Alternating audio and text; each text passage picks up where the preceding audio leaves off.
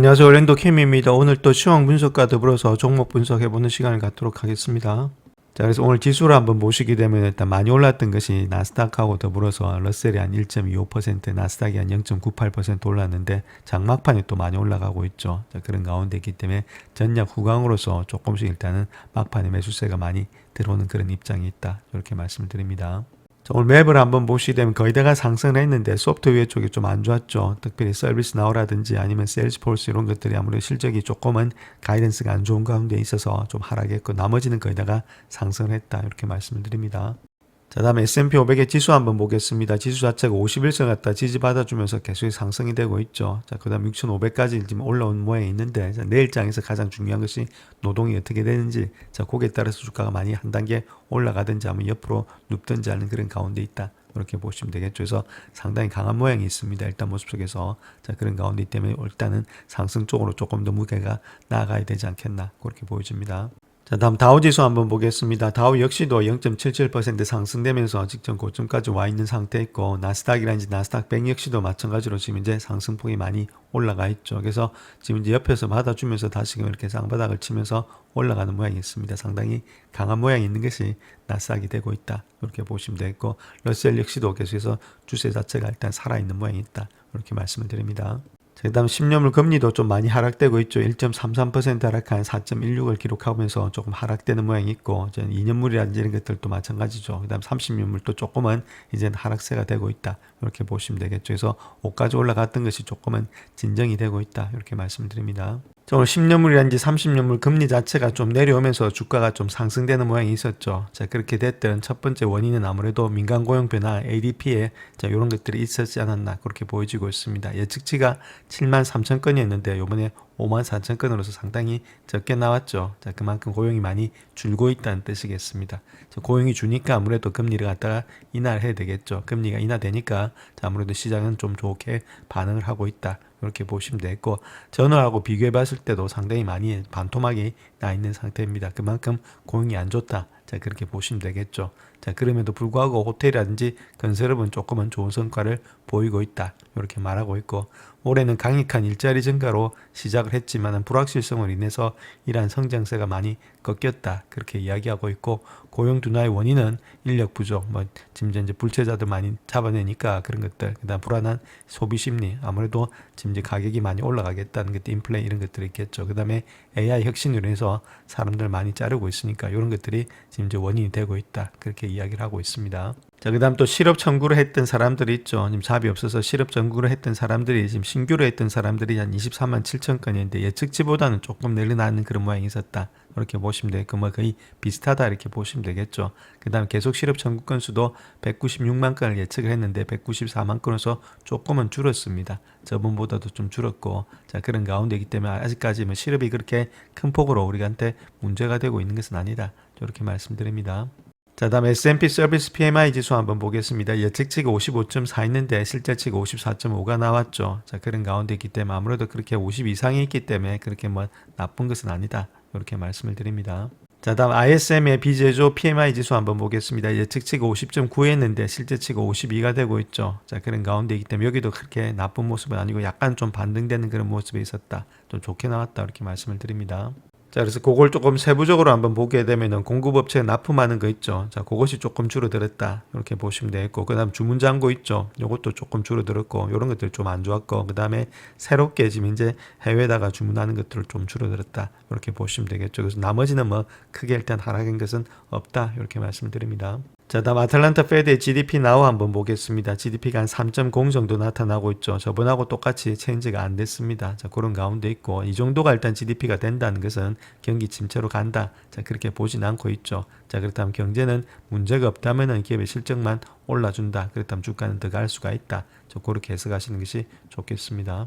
자, 먼저 브로드컴 한번 보겠습니다. 지금 브로드컴은 프라이스 타겟을 갖다가 에버코어 ISI에서 304달러에서 342달러로서 상향 조정하면서 아웃퍼폼을 주고 있다. 이렇게 보고 있는데 그 긍정적인 요인을 본다면은 구글의 견조한 TPU 제품의 사이클이라든지 고속 데이터 센터 연결, 네트워킹 칩에 대한 높은 수요가 있겠고 2025년도 4월 바닥으로 전년 동기 대비해서 매출의 성장률 그런 것들이 늘어나고 있다는 거죠. 그 다음에 2025년도에 자본 지출의 전망치의 상향에 조정이 있다는 것들. 뭐 구글 같은 경우는 15%, 메타가 6% 정도로 계속해서 상향 조정을 하고 있으니까 주가 상승의 원동력이 되고 있다.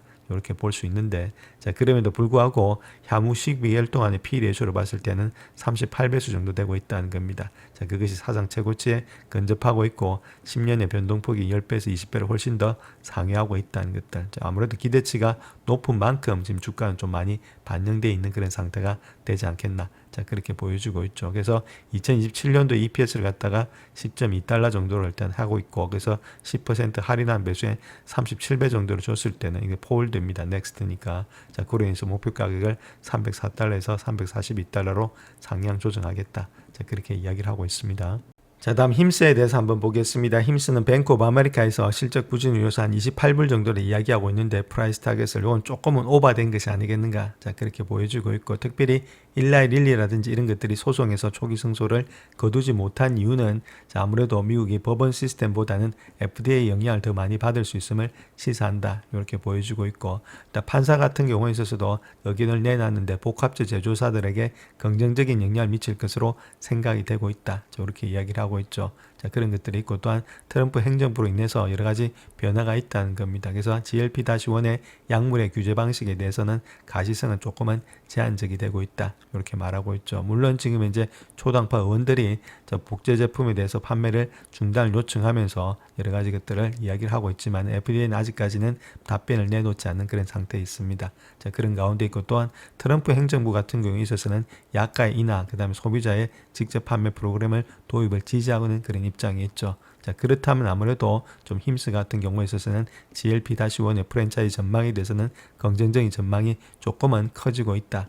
그렇게 보시면 되겠죠. 그로 인해서 2028년도까지의 매출이 한 8억 5천만 달러에 이를 것으로 예상이 되고 있죠. 물론 아직까지 이런 것들은 신뢰 수준은 좀 낮은 가운데 있습니다. 자, 그런 가운데 있기 때문에 조금 길게 본다면 좀 좋은 그런 모습으로 가고 있는 것이 힘스가 되지 않겠는가. 자, 그렇게 보여주고는 있는데 일라이 릴리, 노보노디스크, 그 다음에 온라인 약국 간의 소송권을 계속해서 모니터링을 해야 되겠고, 핵심 산업에 대한 그런 좀 둔화에 대한 우려가 있겠죠. 이런 것들이. 자, 그런 것들로 인해서 언더퍼폼을 유지하면서 자, 28불 정도로 주고 있는데, 자, 이건 너무 좀 과하게 나갔다. 자, 이렇게 생각이 들고 있습니다. 자, 그래서 힘스 차트 한번 보시게 되면 40불대 있죠. 여기서는 어느 정도 일단 직전 저점에서 계속해서 반등이 나오는 자리가 되고 있습니다. 그래서 밸류에이션 상에서도 뭐 크게 일단 지금 이제 떨어지는 부분은 없겠죠. 자, 그런 가운데 있기 때문에 이게 떨어져 가지고 뭐 28불대까지 간다. 자, 그렇게 보지는 않고 있습니다. 그래서 그까지 가면 이제 이까지 내려온다는 이야기인데, 자, 그 정도로 일단 폭락을 한다. 자, 그렇게 보지는 않고 있습니다. 그래서 이 정도로 오면은 조금씩의 매집 관점이 필요할 때가 되지 않나. 자, 그렇게 보여집니다. 자, 다음 엔비디아에 대해서 한번 보겠습니다. 로이터 같은 경우에 있어서는 알리바마, 바이트댄스 이런 기타 중국 기업들이 베이징의 여러 가지 일단 규모 축소의 압력에도 불구하고 H20 사지 마라고 이야기하고 있죠. 그럼에도 여전히 H20의 칩을 구매하고 있다. 이렇게 이야기를 하고 있습니다. 추진하려는 입장이 있는데, 또한 H20이 10,000에서 12,000달러 정도 되고 있는데 이거의 가격이 2배가 되는 것들이 있죠. 자, 그런 것들에 B320, B30A도 계속해서 일단 살려는 그런 입장이 있다는 겁니다. 자, 결론적으로 봐서 다른 게 문제가 아니라 지금 이제 아무래도 품질이 못 따라오니까 엔비디아 그걸 살려는 그런 입장이 있겠죠. 물론 언젠가는 따라오겠지만은 시간이 좀 많이 걸리지 않겠는가. 자, 그렇다면 아직까지는 엔비디아가 좀 주춤거린다 하더라도 충분히 반등이 되면서 올라갈 가능성이 많이 있다. 이렇게 보시면 되겠죠. 물론 중국 것도 있겠지만 다른 데도 계속해서 매출이 성장이 되고 있으니까, 그렇기 때문에 조금 중국 때문에 너무 지금 이제 압력을 가해서 주가가 많이 빠지게 되면 매수의 관점이지 털고 나올 때가 아니다. 이렇게 말씀드립니다. 자, 다음 크리도 한번 보겠습니다. 요건 일단 누차 강조했던 그런 회사들이죠. 크리도, 셀레스티카 이런 회사들. 자, 이런 회사들의 실적이 나왔는데 데이터 센터용의 구리 케이블 까는 회사다. 이렇게 보시면 됩니다. 매출이 2억 2,310만 달러로서 추정 1억 9,060만 달러보다도 전년 대비 274% 34%, 전 분기 대비도 31%나 폭발적으로 성장했다는 거죠. 그 안에는 데이터 센터가 있었다는 겁니다. 그래서 EPS를 본다면 0.52달러로서 추정된 0.35달러보다 훨씬 더 많았다. 이렇게 보시면 되겠고, 또한 2분기의 예상 매출도 2억 3천만에서 2억 4천만 달러로서 1억 9,900만 달러보다 훨씬 더 많았죠. 그래서 지금 이제 모든 것을 다 지금 이제 돌파하고 있다는 그런 이야기입니다. 그만큼 데이터 센터에서 매출이라든지 이런 것들이 많이 나타나고 있다. 이렇게 보시면 되겠고, 그 다음 매출의 총 이익률을 본다 하더라도 64에서 한 66% 되고 있고, 비용 같은 경우에서도 충분히 이 정도를 막 할 만큼의 비용이 되고 있죠. 그래서 현금이라든지 이런 것들을 봤을 때는 5,450만 달러, 그 다음 투자도 한 4억 8천만 달러가 되고 있다. 이렇게 말하고 있는데, CEO가 이야기했던 내용들을 한번 보게 되면 하이퍼스케일러와 전략적인 파트너십을 바탕으로 1분기 매출이 전분기 31%, 274%가 증가되면서 강력한 성장세를 이끌어가고 있다. 이렇게 말하고 있죠. 자, 그런 가운데 있다면 앞으로도 충분히 달릴 수 있는 종목 중 하나가 그리도, 셀레스티카 이런 종목들이 되지 않겠나 그렇게 보여집니다. 자, 다음 C3 AI에 대해서 한번 보겠습니다. 요번에 일단 실적 발표가 있었는데 상당히 안 좋게 나왔죠. 지금 매출 같은 경우 추정치가 94.5밀리였는데 70.3밀리여서 상당히 적게 나왔죠. 그 다음에 EPS도 마이너스 한 0.2 정도 예측을 했는데 마이너스 0.37로서 많이 하락이 됐다는 겁니다. 안 좋은 모양이 있었고, 또한 특별히 가이던스 있죠. 이런 것들이 추정치가 99.6밀리였는데 72에서 80밀리여서 요번 가이던스도 상당히 많이 적게 나왔다. 자, 이런 것들이 총체적으로 아무래도 일단 안 좋은 모양이 있었기 때문에 주가에 폭락이 있었다. 자, 그렇게 보시면 되겠죠. 자, 물론 마이크로소프트의 파트너십을 통해서 파이프라인의 성장률 140% 정도 달성하고 있는데, 자, 그럼에도 불구하고 실질적으로 숫자가 너무 안 좋게 나왔다는 겁니다. 그래서 CEO가 이야기하고 있는 내용도 나쁜 소식은 1분기 실적이 완전히 용납할 수 없는 수준이었다. 자, 이렇게 말하고 있죠. 그래서 새로운 리더십과 함께 영업이라든지 서비스 부분을 개편을 했고, 유능한 CEO가 분임함으로 인해서 회사가 앞으로 더욱더 성장할 수 있는 위치에 있다. 자, 이렇게 이야기를 하고 있죠. 그래서 CEO도 바꾸고 하는데 아직까지는 좀 지켜봐야 될 때다. 이렇게 보시면 되겠습니다. 자, 그런 가운데 있더니 이번에 너무 많이 실적이 안 좋았다. 이렇게 말씀드립니다. 자, 그래서 C3 AI의 차트 한번 보시게 되면 이렇게 박스권이 있었죠. 이 박스권 갖다 좀 깼던 것이 상당히 안 좋은 모양이었습니다. 그만큼 일단 갭을 깨면서 내려왔죠. 아무래도 실적이 안 좋은 것들을 갖다 이미 예측이 되고 있었다는 겁니다. 그런 가운데 있고, 여기서 반등이 되면서 올라가기 위해서는 시간이 좀 걸리지 않겠는가. 그것이 다음번에 실적에 있어서 좋아할 만이 올라갈 수가 있다. 그것이 12월 달이니까 적어도 11월 달, 10월 달까지는 아직까지 주가가 바로 반등하기는 조금은 시간이 걸린다. 이렇게 말씀을 드립니다. 자, 다음 피그마 한번 보겠습니다. 피그마 매출이 2억 4,960만 달러인데 추정치가 2억 4,870만 달러입니다. 요거는 일단 비트를 했는데 EPS가 0.00달러죠. 그래서 추정치가 0.08달러인데 요거보다 조금은 미스가 됐다. 이런 것들이 아무래도 주가 하락의 원동력이 되지 않았나 그렇게 보여지고 있고, 그래서 매상 매출을 본다면 2025년도에 전년 동기 대비보다는 한 37% 정도 증가될 것으로 예측이 되고 있다. 자, 그럼에도 불구하고 기대치보다는 좀 낮게 나왔다는 겁니다. 결과적으로. 자, 그런 것들이 아무래도 이런 것들을 통해서 좀 주가의 하락이 많이 되고 있다는 거죠. 생각했던 것보다는 그렇게 좋은 모습이 아니었다. 이렇게 말하고 있고, CEO 같은 경우에 있어서는 여러 가지 4개의 신제품을 출시를 통해서 혁신을 이어가고 있다. 그래서 2분기에 사상 최대 매출을 달성했다. 그렇게 말은 하고 있지만은 실제적으로 EPS라든지 이런 것들이 기대치는 많이 못 미쳤다. 그래서 주가가 하락을 했다. 이렇게 말씀을 드립니다.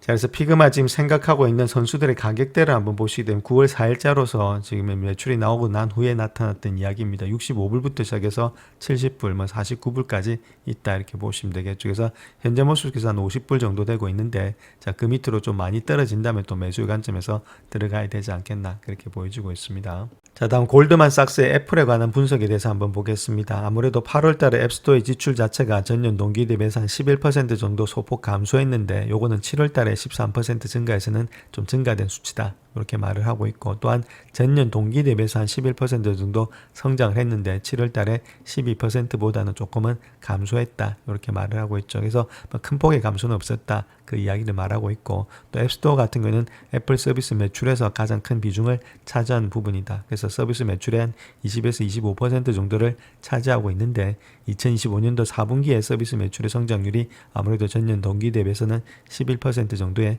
플러스에 이를 것으로 예상이 되고 있기 때문에 이런 추세가 8월달과 유사하다 이렇게 보시면 되겠죠. 자, 그런 가운데 있기 때문에 어느 정도는 일단은 지금 이제 주가 자체가 계속해서 방어를 하고 있는 것이 이런 데 있다. 자, 그 이야기를 하고 있습니다. 자, 그래서 애플 차트 한번 보시면 이때까지는 조금 하락의 추세가 됐죠. 자, 그런데 이런 하락 추세가 없어지고 이제부터는 좀 상승의 추세로 추세가 좀 바뀌었다는 겁니다. 자, 그런 모양이 뭐 앱스토어에도 나타나고 있는데, 그래서 지금부터는 조금은 우리가 일단 관망의 자세보다는 상승으로 일단 좀 봐야 되지 않겠나. 자, 그렇게 보여지고 있습니다. 자, 다음 AMD에 대해서 한번 보겠습니다. AMD는 C포트에서 투자 의견을 매수해서 중립으로 하향 조정했다. 그렇게 이야기하고 있고, 그 이유는 공급망의 점검의 결과 AI 가속기의 성장의 둔화가 확인되었다. 그렇게 이야기하고 있죠. 그래서 투자 의견을 매수해서 중립으로 하향 조정했다. 이렇게 말하고 있고, 전망치를 하향 조정했고, 또한 이런 둔화로 인해서 올해 높은 기대치를 갖다가 충족하기는 조금은 어렵지 않겠는가. 자, 그런 식으로 이야기를 하고 있습니다. 자, 그래서 AMD의 지금 주가를 한번 본다면 9월 4일자로 나타났던 가격대를 본다면 180불대, 213불대, 뭐 200불대 이렇게 형성이 되고 있죠. 자, 그렇다면 아무래도 200불대 이상을 갖다 돌파하면서 올라가기는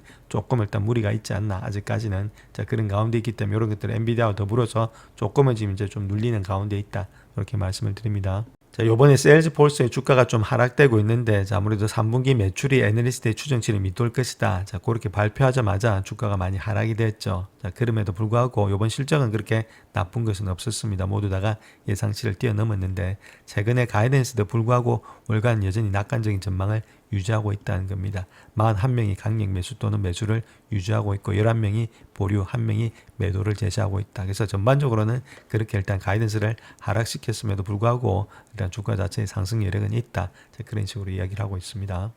자, 그래서 세일즈포스의 차트를 한번 보시면 길게 보시게 되면 이렇게 헤드앤숄더가 나타나고 있었습니다. 일단 주가가 왔던 것들 있죠. 이 정도로 많이 올라왔던 그런 폭 자체는 좀 많이 줄어들었다는 겁니다. 즉 상승의 추세는 조금 줄어들었고 추세 자체가 좀 하락으로 접어드는 모양이 있는데, 자, 이런 것들을 돌파하면서 가기 위해서는 시간이 좀 걸리겠고, 자, 그 시간대를 본다면 아무래도 이번에 다음에 나타날 아무래도 실적 발표 때 주가가 반등이 되지 않겠는가. 그래서 다음 실적이 상당히 중요한 모양이 있다. 그렇게 보시면 되겠죠. 현재 모습 속에서는 적어도 한 200불대, 220불대는 지켜주는 그런 모양이 있다. 저점을. 자, 그런 가운데 있는 것이 현재 세일즈포스다. 이렇게 말씀을 드립니다. 영상을 끝까지 시청해 주셔서 감사합니다. 영상이 도움이 되셨다면 구독과 좋아요 부탁드립니다. 감사합니다.